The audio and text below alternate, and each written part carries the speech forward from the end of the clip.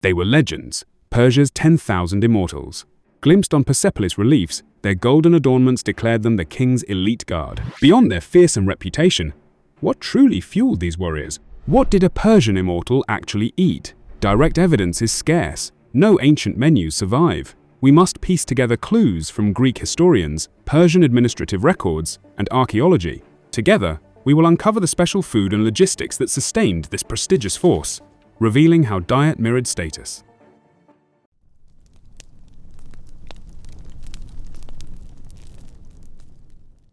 Our investigation commences with the father of history himself, Herodotus. Writing in the 5th century BCE, his epic histories provide invaluable, if sometimes Greek-centric, insights into the Achaemenid world, particularly Xerxes' massive invasion of Greece around 480 BCE. Within his detailed account of the Persian army's formidable structure, Herodotus offers a tantalizing piece of information regarding the immortals. He explicitly notes, these troops had special food, brought for them on camels and pack animals, quite separate from that of the rest of the army.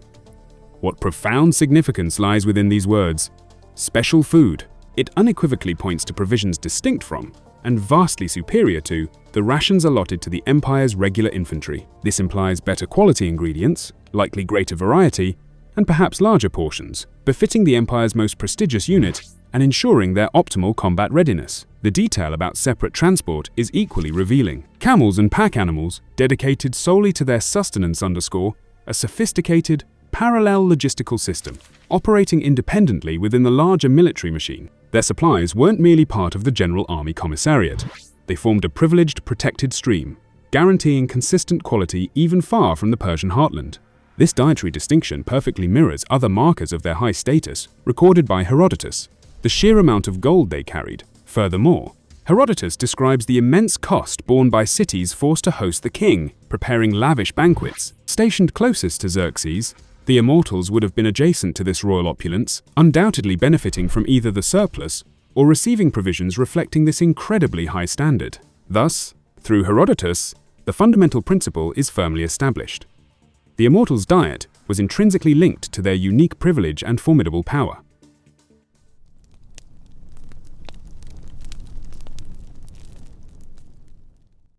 While Herodotus provides the concept of special food, tangible proof emerges from the heart of the Achaemenid administration. The remarkable Persepolis fortification and treasury archives. Unearthed from the ruins, these tens of thousands of clay tablets, dating largely to Darius the Great's reign, are not grand histories, but the empire's meticulous bureaucratic ledgers. They document the day-to-day distribution of goods, crucially including food rations, across vast territories. These invaluable records unveil a sophisticated, deeply hierarchical system. Rations were not uniform. They varied enormously based on an individual's rank, specific task, social standing, even age and gender. The foundational staples are clearly defined. Grain, primarily barley, known as yava, issued whole or as flour, ata, forming the basis of breads and porridges. Finer wheat flour was available, likely reserved for those of higher status. These were measured precisely, often in units called QA. Wine was a standard issue for officials and, presumably, elite soldiers, providing calories and social lubricant. Mesopotamian workers sometimes received beer or cash. Essential sesame or olive oil, salt, and fruits like dates and figs also appear regularly in these transactions. The critical revelation from Persepolis is this explicit evidence of differentiated rations. The system was designed to reward status. If high officials received significantly more than common laborers, where would the king's own peerless guards stand?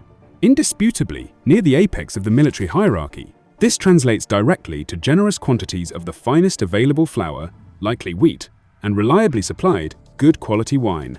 Perhaps most significantly, the archives meticulously record the distribution of livestock, sheep, goats, cattle, and poultry. While humble workers might receive only a tiny fraction of an animal monthly, the allocation system proves meat was regularly provisioned.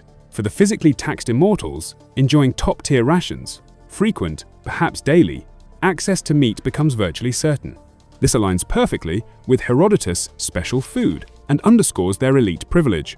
Beyond staples, their menu likely included symbolically important pomegranates, easily transported dried fruits like dates, figs, and raisins, valuable nuts such as pistachios and almonds, and honey for sweetness. Vegetables like onions, garlic, and even cress, mentioned for troops in Babylonia, alongside dairy from sheep and goats, likely supplemented their diet. Crucially, unlike common soldiers cooking basic meals, the Immortals' dedicated attendants surely included skilled cooks. This meant access to expertly prepared dishes, properly baked bread, flavorful meat roasts, perhaps rich stews, enhanced with spices like saffron, cumin, and sumac, reinforcing their status through superior taste and preparation.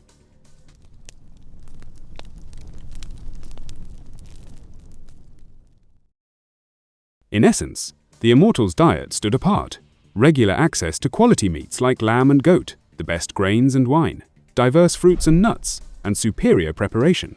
Sustaining this required formidable Achaemenid logistics, leveraging the royal road and depots. Yet, crucially, their distinct supply chain, as noted by Herodotus, guaranteed consistent delivery of these elite rations. Even portable, energy-dense foods like dried fruits, nuts, and preserved meats, essential for campaigns. Prioritized access to cleaner water and a reliable supply of good wine were almost certainly part of this privilege. This special food transcended mere sustenance. It was a meticulously managed symbol of their unparalleled status, the very fuel for Persia's glittering spearhead. What element of their diet do you find most fascinating? Share your thoughts in the comments.